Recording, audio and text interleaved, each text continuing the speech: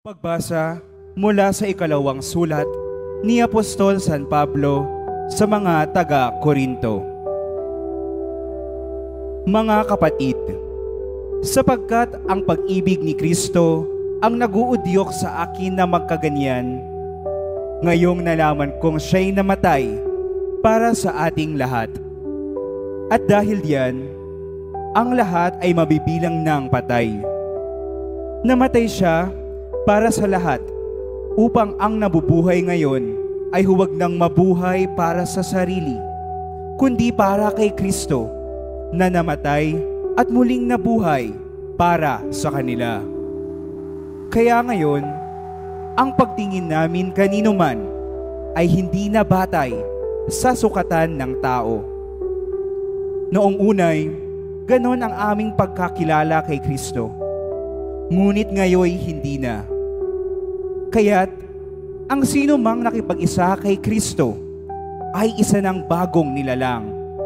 Wala na ang dating pagkatao, siya'y bago na. Ang Diyos ang gumawa ng lahat ng ito. Sa pamamagitan ni Kristo, ibinilang niya akong kaibigan, di nakaaway, at hinirang niya ako upang panumbalikin sa Kanya ang mga tao.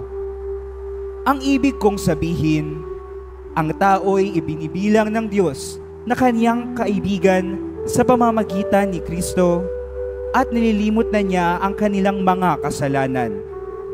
At ipinagkatiwala niya sa akin ang balitang ito. Kaya't ako'y sugo ni Kristo, parang Diyos na rin ang namamanhik sa inyo sa pamamagitan ko. Makipagkasundo kayo sa Diyos. Hindi nagkasala si Kristo, ngunit dahil sa atin, siya'y ibinilang na makasalanan upang makipagkaisa tayo sa Kanya at mapabanal sa harapan ng Diyos sa pamamagitan niya. Ang salita ng Diyos.